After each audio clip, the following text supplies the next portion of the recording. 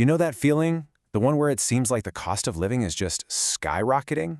But it's not just rent or groceries, is it? It feels like there's this other invisible cost, just the price of keeping up. Well, today we're going to put a name to that feeling, to this really modern financial trap.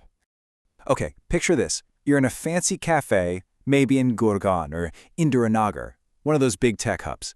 And you see it everywhere, right? It's like this unspoken uniform of success for the modern professional. The latest tablet, the designer gymwear, that subtle glow from the newest smartwatch. It's all designed to scream, "I've made it." But, and this is the big question we're diving into today, what if that uniform isn't a trophy? What if it's not a sign that you've already succeeded? What if it's more like a down payment, a loan you're taking out on a future version of yourself you haven't even earned yet?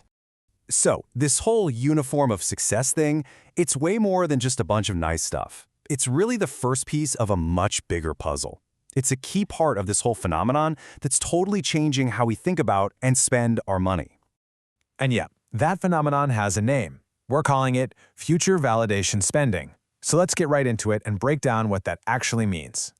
So here's the deal. It's not about buying things you actually need. Nope. It's about buying the props for a role you hope to play. Think about it. You're not just buying a car, you're buying a ticket into what you see as a higher social class. You're not just buying clothes, you're buying the costume for the person who already has the job you're dreaming of. And this really gets to the heart of the difference. On one side, you have utility spending. That's when you, say, take a course to learn a real new skill. You're solving a problem. But on the other side, that's validation spending. That's when you get a certificate pretty much just for that flood of congrats on LinkedIn. See the difference? One actually builds your value. The other, it just builds a look. So what's behind all this? I mean, why are so many of us falling into this trap? Well, it's not an accident. Turns out there are some really powerful forces pushing us in this direction. The source material calls it the architecture of pressure. First up, the big one, social media. I mean, think about it. It's become this public ledger of our lives, right?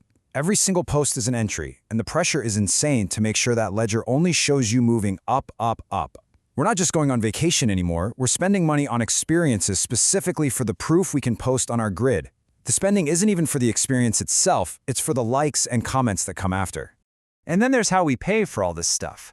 The whole buy now, pay later boom has made this validation spending just ridiculously easy. That fancy phone or that designer bag, oh, it's just a few tiny payments a month. The actual act of spending money is totally disconnected from the reality of earning it. We're literally borrowing from our future selves to pay for the image we want to project right now. Okay, this quote just hits the nail on the head. We are buying the props of a movie we aren't actually starring in. Wow. Think about it. Influencers aren't just selling you a product, they're selling you a whole lifestyle. And when you watch that perfectly edited day-in-the-life video, buying the stuff they use feels like a shortcut, right? Like you can just buy your way into that life. We're literally buying the set dressing for a life we're not even living. And this isn't just about our personal lives. Oh, no. This is totally leaked into our careers. With all the fear about AI taking jobs, we've got this certification trap. We're all in a frenzy, collecting these expensive digital badges like they're trophies. But let's be honest, half the time it's not about the knowledge we're getting, it's about getting that badge on LinkedIn to signal that we're still relevant, even if the real return on investment is questionable. And finally, let's talk about where we live. The ego's final frontier, right? The home. So many young professionals are stretching their home loans to the absolute breaking point, all for an address in a so-called premium township. It's the ultimate signal that you've arrived. But here's the crazy irony. They're working 60-hour weeks just to pay for this lifestyle, which means they never, ever have time to actually enjoy the fancy gym or the golf course that came with it. Wow, just talking about this is exhausting, isn't it? And it absolutely is. But the cost isn't just what's coming out of your bank account. No, there are some deep hidden consequences here. So let's talk about the true cost of trying to keep up. And this slide just lays it all out, black and white. It's the ultimate trade-off. On one side, you have financial freedom. On the other, social proof. The real price you pay for chasing that social proof, for those likes and comments, is something the author calls optionality. And what's that? It's just a word for real, actual freedom. It's the power to quit a job you hate, the cash to start that business you've been dreaming of, the ability to just own your own time. You're trading all of that for the thumbs up from people you barely know. I mean, the bottom line is this. When every single rupee you earn is already spoken for, paying off the stuff you bought to look good, you're not in control anymore. Not really. Those EMIs, those monthly payments, they own you. You can't take a risk. You can't just decide to make a big life change. You're basically a prisoner to your own lifestyle. And let's not forget the emotional toll. It's a total dead end. This is the classic hedonic treadmill in action. You know the one? You buy something new, you get that little buzz of excitement, and then it's gone. Poof. And now you need the next, bigger, better thing to get that feeling back. So your spending just keeps climbing, but your actual, real happiness, it stays completely flat. Okay, so that's all pretty bleak. But here's the good news. It doesn't have to be like this. The source material points to this growing counter-movement, a really powerful shift in how people are thinking. It's all about consciously, intentionally choosing value over validation. And this leads us to an amazing concept called silent wealth. This is the antidote to everything we've been talking about. It's the idea of spending your money on things that actually genuinely make your life better, behind closed doors, things nobody else even has to know about. Like an amazing mattress so you get great sleep, or quality healthy food, or maybe the best one, paying down debt so you're actually free. It's about building wealth that serves you, not your Instagram feed.